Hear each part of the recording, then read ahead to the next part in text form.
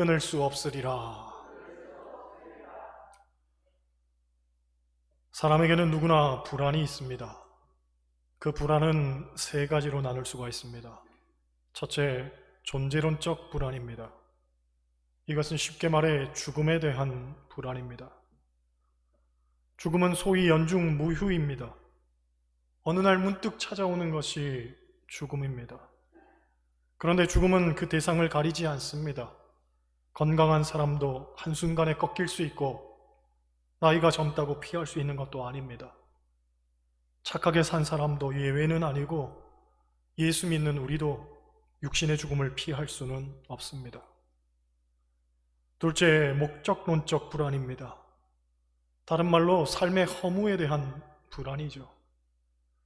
피땀 흘려 자식들 키워놨더니 장성한 자녀들이 나 몰라라 합니다. 일생 다 바쳐 헌신했던 직장에서 헌신짝처럼 버림을 받게 됩니다. 젊을 때는 뭐든지 다 할 수 있을 것 같았는데 은퇴하고 났더니 써주는 데가 없습니다. 하루의 시간을 보내는 것조차 무료할 뿐입니다. 이쯤 되니 이렇게 사는 게 사는 것인가? 나는 무엇을 위해 그렇듯 쫓기듯 살아왔는가 하는 생각이 엄습합니다. 곧 지나고 보니 삶이 너무 허무한 거죠. 셋째, 도덕적 불안입니다. 이것은 죄에 대한 불안입니다. 인간은 죄인으로 태어났지만 하나님은 그 속에 양심이라는 것을 심어 놓으셨습니다. 그래서 사람은 선을 행할 때에 만족감을 느끼지만 악을 행하게 되면 말할 수 없는 죄책감에 시달리게 됩니다.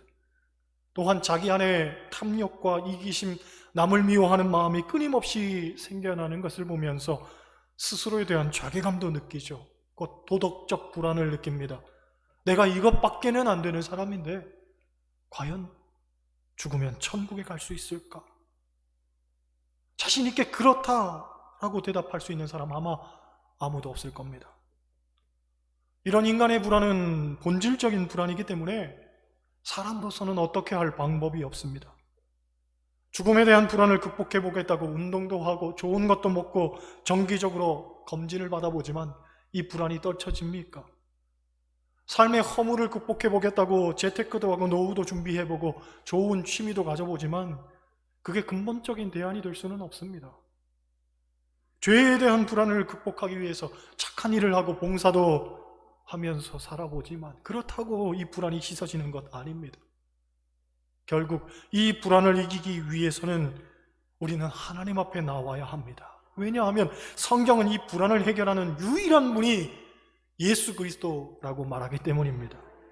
여러분, 예수 그리스도는 십자가에서 죽으셨지만 다시 부활하심으로 말미암아 죽음의 문제를 해결하셨습니다. 부활하신 예수 그리스도는 지금도 살아계셔서 역사하시기 때문에 우리가 그분을 만나게 되면 삶의 의미와 목적과 사명을 깨닫게 됩니다. 곧 인생이 유의미해지는 거죠. 또 누구든지 예수 그리스도를 믿기만 하면 모든 죄로부터 씻음받는다고 성경은 우리에게 약속하고 있습니다. 그러므로 죽음의 문제를 이기고 삶이 유의미해지며 죄의 사슬이 끊어지는 것, 이 모든 것 예수 그리스도 안에 있는 것입니다. 그렇기 때문에 우리에게 필요한 건 예수님과의 만남이죠. 예수님을 만나서 그분이 주시는 승리를 맛보아야 합니다. 세상의 어떤 불안도 어떤 고통도 주님 안에 있는 나를 범접할 수 없음을 선언해야 됩니다. 우리가 인생을 살면서 여러 가지 문제들 앞에 설 때가 있고 그 문제들과 싸워서 승리할 것인가 패배할 것인가 하는 기로에 놓일 때가 있습니다. 그런데 재미있는 것은 승리하는 것이 꼭 객관적 조건에만 달려있는 것이 아니더라는 겁니다. 무슨 말이냐면 객관적인 조건으로 보면 당연히 승리가 예상되는 것 같은데 패배하는 경우도 있더라는 겁니다. 예를 들어 사사기를 보면 기드온과 300명의 용사 이야기가 나옵니다. 그들이 맞섰던 미디안의 군대는 그 숫자나 병기들을 볼 때에 기드온의 군사를 수백 배, 수천 배 압도하고도 남을 만큼의 전력이었습니다. 그러니까 이 싸움은 사실 너무 뻔한 싸움이었죠. 미디안 군대가 당연히 이기는 싸움이었습니다. 그런데 결과가 어떻게 되었습니까? 우리가 알듯이 기드온의 300용사가 승리를 합니다. 어떻게 이 일이 가능했냐면 어느 날 미디안의 군인 한 사람이 꿈을 꿉니다. 보리떡 한 덩이가 미디안 진영으로 굴러들어왔는데 미디안의 군대 진영이 한순간에 무너져 내리는 그런 꿈이었습니다. 꿈을 깬 병사가 동료에게 자기 꿈을 말했더니 그 동료가 하는 말이 우리 진영에 굴러들어온 보리떡은 아마도 기드온의 군대일 것이다. 그러니 우리 군대가 패배할 모양이다 하고 해석을 합니다. 그 이야기가 삽시간에 전 군대로 퍼져나가더니 미디안 군사들에게 패배의식을 심어줘 버립니다. 완전히 사기가 떨어져 버린 그들은 싸우기도 전에 전의를 상실해 버렸고 결국 전쟁에서 미디안이 어이없는 패배를 당하게 됩니다. 생각해보면 미디안 군대는 사실상 압도적 전력을 갖고 있었습니다. 하지만 패배의식이 심어지는 순간 그 압도적 조건도 무용지물이 되어버리는 거죠. 우리가 질 거다, 우리가 패배한다 하는 그 생각 하나가 결국 모든 객관적인 조건들을 무너뜨려 버렸고 그들을 실패로 몰아넣어 버린 것이었습니다. 노벨 문학상을 받은 영국의 극작가 버나드 쇼는 성공하는 사람과 실패하는 사람의 차이점에 대해서 이런 말을 합니다. 성공하는 사람은 있는 것을 보는 시각을 가졌고 실패하는 사람은 없는 것을 보는 시각을 가졌다. 여러분, 일제가 우리나라에 남긴 잔재 가운데 하나가 패배의식이었습니다. 그래서 어릴 적 다들 이런 말 한 번쯤은 들어보셨을 겁니다. 조선 놈은 안 돼. 조선 놈은 안 돼. 그 안 된다는 생각이 은연중에 남아서 지금까지도 우리나라 사람들은 서로 칭찬하고 세워주는 것보다는 서로 비하하고 남의 허물 들추는 분위기에 더 익숙해져 있습니다. 그래서 아주 친한 친구들끼리 만나도 뭐하고 노느냐면 야지를 놓는다고 합니다. 이 야지란 말이 일본어로 야유, 놀림을 뜻하는 말인데 친한 친구일수록 서로 격려하고 칭찬하면 좋을 텐데 트집 잡고 면박 주면서 이 우정을 과시한다는 게 이게 웬 말이란 말입니까? 제가 아는 집사님 한 분은 딸만 5이 있는 가정에서 자랐는데 아버지가 매일 딸들을 보면서 하는 얘기가 저놈만이라도 아들로 태어났으면 얼마나 마음 튼튼할까? 저놈만이라도 아들로 태어났으면 내가 조상님 얼굴 제대로 뵐 수 있을 텐데 평생 그 말 듣고 자랐다는 거죠. 그러니 매사에 주눅이 들어있었고 자기는 늘 죄인이었다는 겁니다. 그런데 동네에서 교회 다니는 분이 전도지를 주면서 하나님이 당신을 사랑하십니다 하고 이야기하는데 사실 너무 의례적인 얘기였고 일상적인 얘기였겠지만 자기는 그 말 한마디에 마음이 완전히 무너져 내렸다는 거죠. 내 아버지도 나를 사랑하지 않는데 하나님이 나를 사랑하신다니. 복음도 그런 복음이 없더라는 거예요.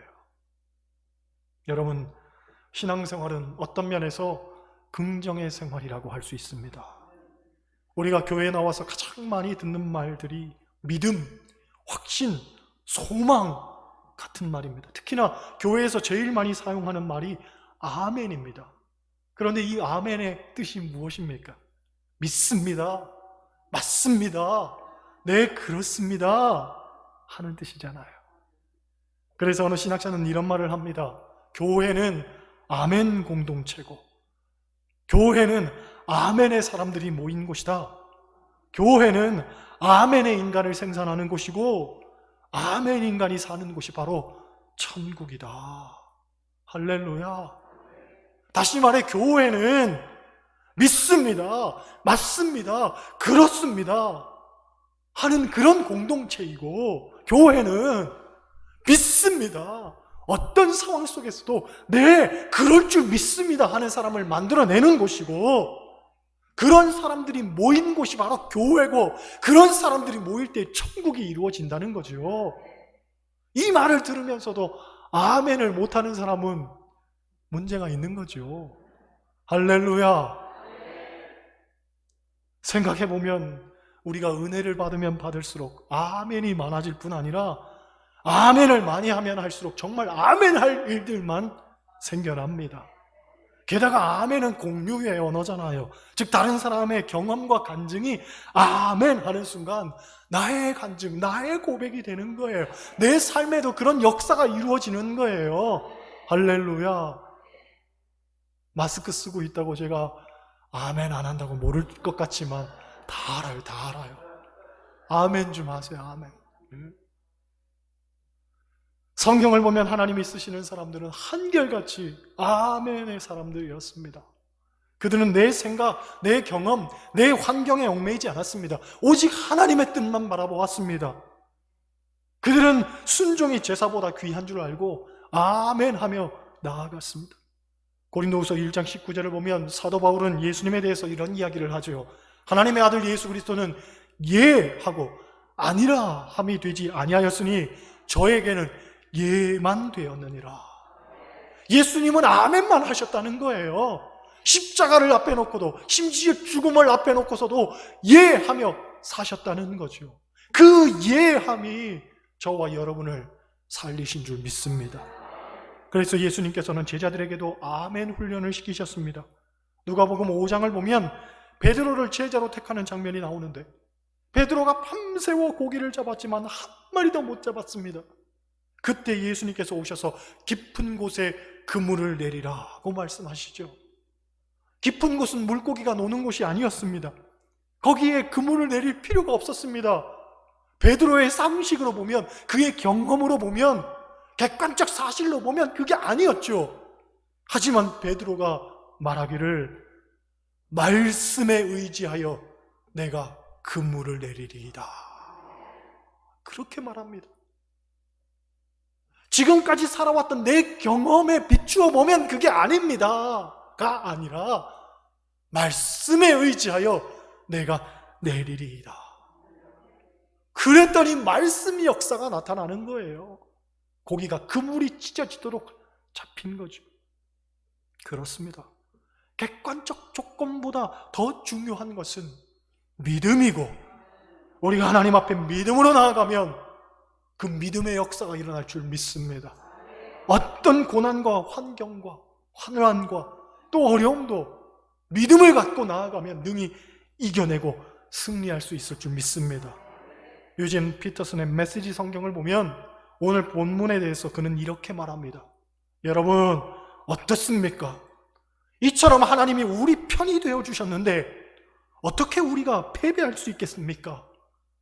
아들을 보내셔서 우리 인간의 처지를 껴안으셔서 최악의 일을 감수하신 하나님, 그 하나님께서 우리를 위해 자신의 전부를 주저없이 내놓으셨다면 그분이 우리를 위해 기꺼이 아낌없이 하시지 않을 일이 무엇이 있겠습니까? 그렇습니다.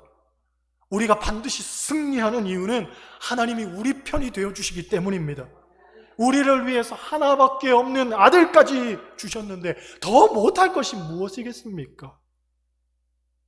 마틴 루터가 종교개혁을 할 때에 사람들은 계란으로 바위치기라고 했습니다. 사실 그가 승리할 수 있는 요건은 절대적으로 부족한 상황이었죠. 당시 가톨릭 교회는 단순히 종교적인 조건만 가진 것이 아니라 막강한 정치력도 행사하고 있었습니다. 실제로 유럽 전체를 가톨릭 교회가 지배하고 있었다 해도 과언이 아니었습니다. 이 거대한 교권에 맞서서 단지 한 사람이 도대체 무엇을 할 수 있었겠습니까? 사실 마틴 루터도 그래서 때론 낙심하고 실망했다고 합니다. 그런데 루터에게는 멜랑톤이라는 친구가 있었는데 굉장히 가까운 친구였다고 합니다. 얼마나 가까웠냐면 죽은 후에 마누라하고 묻어달라는 게 아니라 그 친구하고 묻어달라고 해서 정말로 죽은 후에 친구끼리 묻혔습니다. 무덤에. 그 정도로 가까운 사이였죠. 이분이 루터가 실망할 때마다 편지를 써서 보냈는데 꼭 로마서 8장 31절 말씀을 함께 적어서 보냈다고 합니다. 로마서 8장 31절 말씀 한번 보세요. 로마서 8장 31절 같이 읽습니다. 그런즉 이 일에 대하여 우리가 무슨 말하리요? 하나님이 우리를 위하시면 누가 우리를 대적하리요? 할렐루야. 하나님이 우리를 위하시면 누가 능히 대적하리? 루터는 이 말씀 붙들고 종교개혁을 마침내 성취해냈다고 합니다. 여러분, 하나님이 우리를 위하시는데, 곧 하나님이 우리 편이신데 무엇이 걱정이고 무엇이 두렵단 말입니까? 모세가 이스라엘 백성을 데리고 출애굽할 때 앞에서는 홍해가 가로막혀 있었고 뒤에서는 바로의 마병과 군대가 쫓아오는 상황이었습니다. 절제절명의 순간이었죠. 그때 백성들은 혼돈 가운데 빠져듭니다. 두려워서 아우성대고 원망하는 목소리도 들려옵니다. 애굽에 매장지가 없어서 이 광야에서 우리를 죽게 하느냐? 우리가 애굽 사람 섬기는 것이 광야에서 죽는 것보다 낫겠다. 그러면서 악다구니 쓰는 사람들이 있었습니다. 그때 모세가 백성들에게 한 말이 출애굽기 14장 13절 14절에 나옵니다. 개인적으로 성경에서 제가 가장 좋아하는 말씀이기도 합니다. 너희는 두려워하지 말고 가만히 서서 여호와께서 오늘 너희를 위하여 행하시는 구원을 보라. 여호와께서 너희를 위하여 싸우시리니 너희는 가만히 있을지어다. 얼마나 멋지고 통쾌한 말입니까? 너희는 가만히 있으라는 거예요. 가만히 서서 즐기라는 거예요. 하나님께서 어떻게 싸우시는지, 어떻게 당신의 구원을 이루어가시는지, 어떻게 승리하시는지 보고 즐기라는 거예요. 때문에 오늘 37절을 보면 사도 바울은 이렇게 말합니다. 그러나 이 모든 일에 우리를 사랑하시는 이로 말미암아 우리가 넉넉히 이기느니라. 여러분, 겨우 이기는 게 아닙니다. 간신히 이기는 게 아니에요. 넉넉히 이깁니다. 우리는 힘도 없고 능도 없고 가진 것도 없고 아무것도 없지만 우리를 위해 대신 싸워주시는 하나님의 능력으로 넉넉히 이기는 겁니다.